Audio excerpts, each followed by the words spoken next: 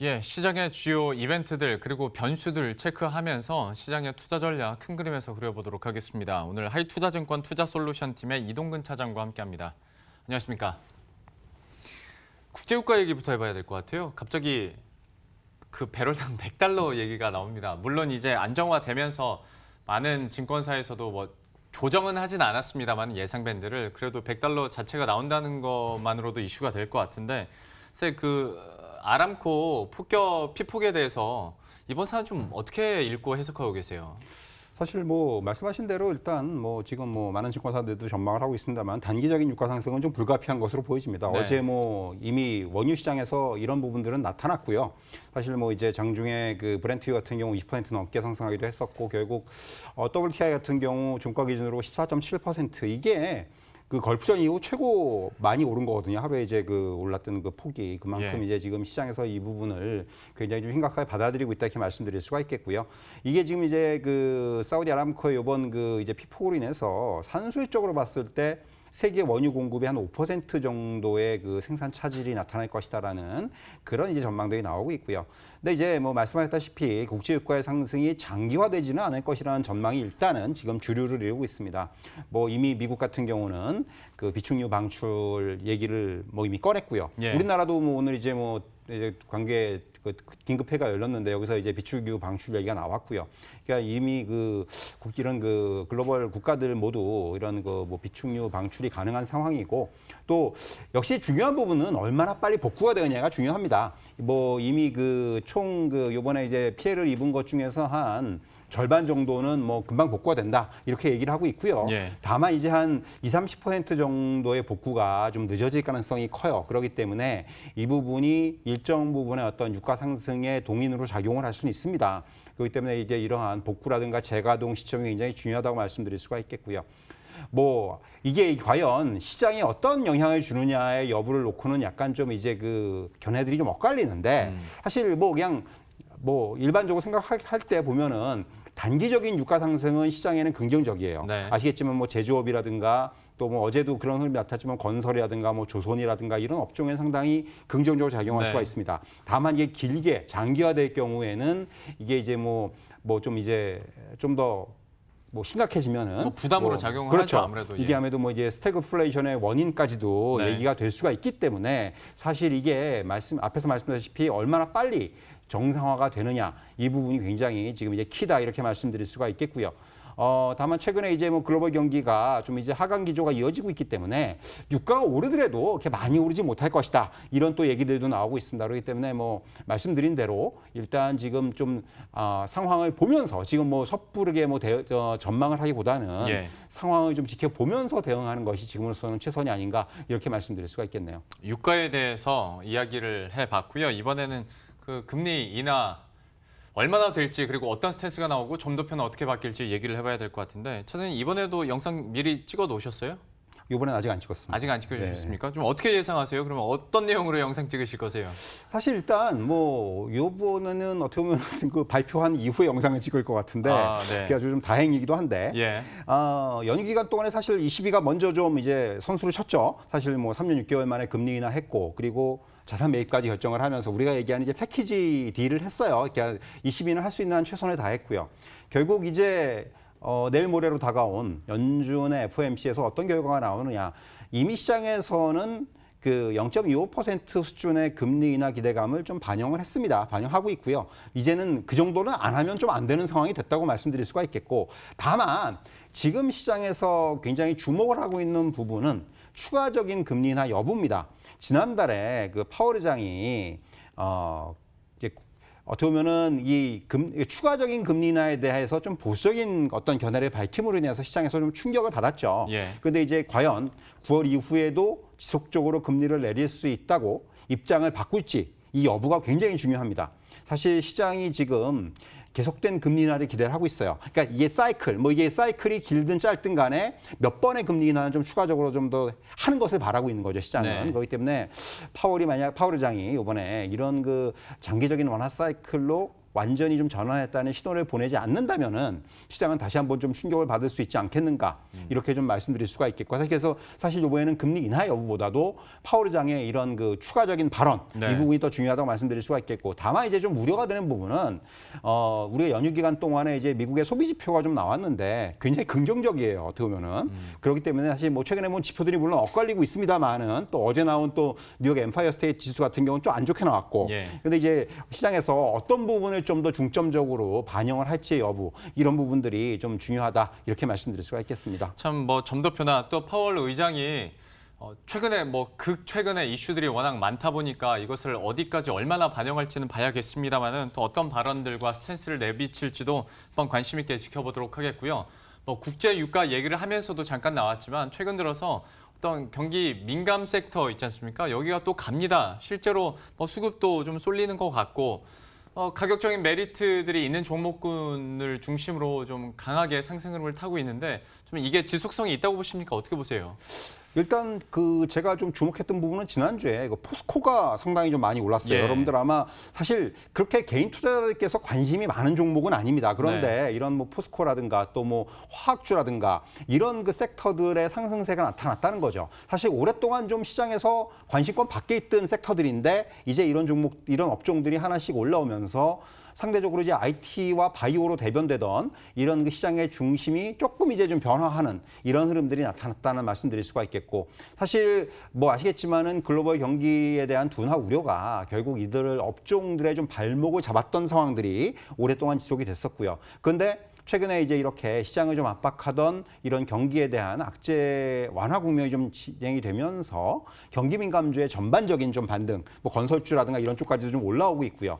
사실 그리고 이제 수급적인 부분을 볼 때 이제 외국인보다는 사실 이런 종목들을 먼저 사기 시작한 건 기관들입니다. 예. 어떻게 보면 기관들이 포트폴리오에서 좀 비어 있는 섹터들을 좀 이제 편입을 하다 보니까 이런 업종들에 대한 편입을 좀 시작을 했고 여기에 이제 외국인들이 가세를 하면서 수급적인 여건들도 좀 이제 좋아지는 모습들이 나타났었죠. 근데 아직까지 뭐 일단 1차 상승은 좀 나왔습니다만은 이게 어디까지나 바닥에서 좀 반등이라고 볼 수가 있겠고 예. 본격적인 상승의 판단은 좀 확인이 필요할 것 같아요. 일단 시장의 어떤 큰 틀을 볼 때 지금 시장은 결국 크게 봐서는 순환매 국면입니다. 일단 이런 순환매의 일환으로서 이런 업종들, 이런 종목들이 좀 올라왔다 이렇게 말씀드릴 수가 있겠고 결국 일단 중요한 부분들은 항상 이 주가가 올라올 때 일단 1차 상승 이후에 눌림목을 일단 거치고 나서 여기서 추가 상승이 되느냐 이게 이제 중요하거든요. 근데 이제 이 부분을 좀 이제 확인할 필요가 있을 것 같고요. 결국 이런 종목들이 좀 더 올라가기 위해서는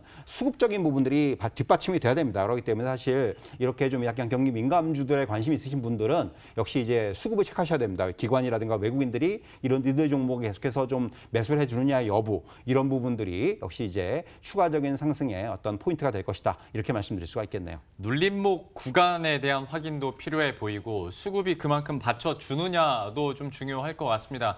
경기 민감주 그래도 요즘에 다시 한번 어떤 위험 자산이나 혹은 경기 민감주 쪽으로 돈이 몰리는 만큼 여기에 대해서도 관심 있게 한번 지켜보도록 하겠고요. 남북 경협주 얘기도 좀 해보도록 할 텐데 이게 볼턴 경질 때문에 그리고 또 북미 정상회담에 대한 기대감 이런 것들이 나오면서 또 들썩였습니다. 여기에 대해서는 어떻게 좀 장기적인 시각에서 남북 경협주 접근해도 된다고 보십니까? 어떻게 보세요?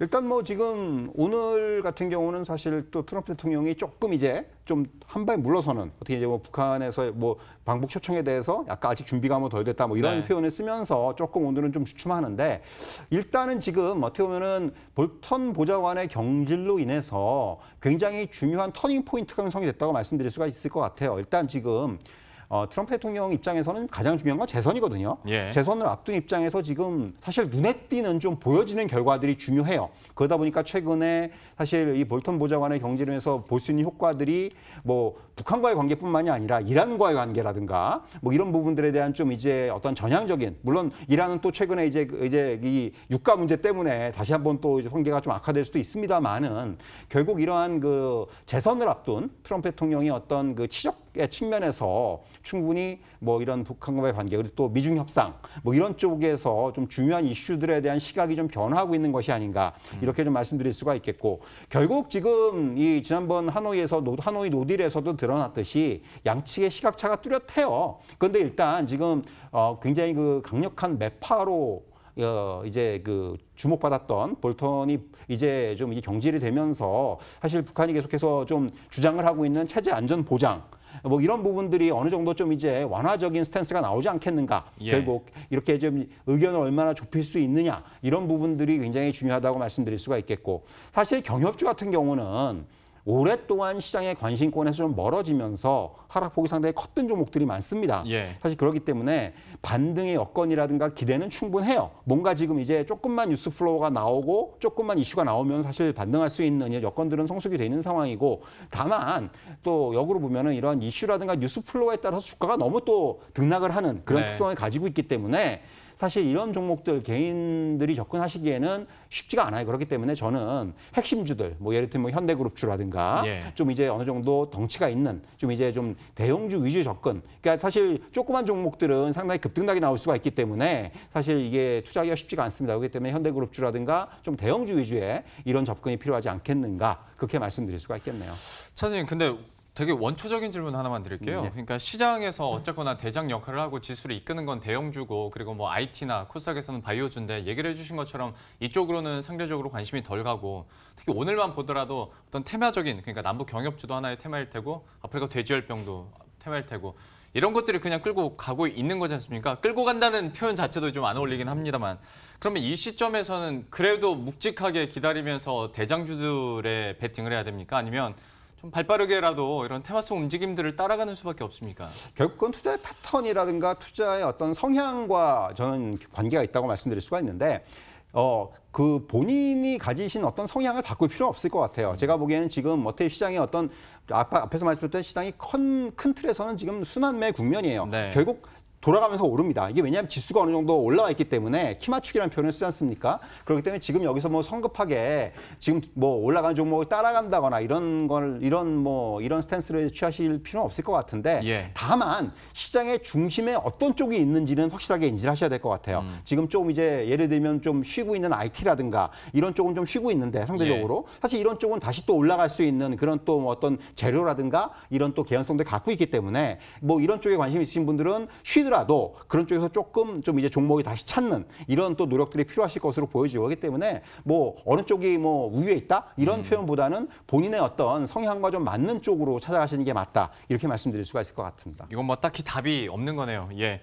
그러면 이제 시장에 대해서 큰 틀에서 상승을 하고 있습니다. 뭐 불확실성 완화에 비해서 저는 탄력을 더 잘 유지해 가고 있다고 생각을 들고 수급 상황 보더라도 좀 그런데 여기에 대한 대응 전략 큰 그림에서 또 한번 세워주시죠. 일단 뭐 그런 표현을 쓰고 싶습니다. 지금은 중앙은행의 시간이다. 결국 이제 그 20에 이어서 이번에 이제 FOMC까지 예. 중앙은행의 결정이 어떻게 되느냐에 따라서 시장이 상당히 어떤 그 추가적인 모멘텀을 받을 수가 있기 때문에 이 부분이 중요하다고 말씀드릴 수가 있겠고 그리고 이제 미중 간의 무역 협상도 지금 예상 이상의 진행이 좀 이제 전개가 되고 있어요. 사실 정치적인 요인이라든가 또 이제 어제 중국의 지표들이 발표가 됐는데 좀 부진해요. 네. 그렇기 때문에 지금 미국이나 중국이나 이제는 무역 협상을 해야 되는 필요가 많이 생긴 거죠. 네. 그렇기 때문에 사실 뭐 최근에 시장에서 나오고 있는 스몰 딜의 가능성이 저는 확대가 되고 있다. 이렇게 좀 표현을 드리고 싶고요. 근데 이제 중요한 거는 시장이 그렇다고 해서 여기서 뭐 시장이 이제 된다 이렇게 말씀드리긴 아쉬움 이런 것이 아직까지는 경기 회복이라든가 또 기업의 실적 호전이라든가 이런 좀 숫자로 나타날 수 있는 부분까지는 좀 시간이 필요하다는 거죠.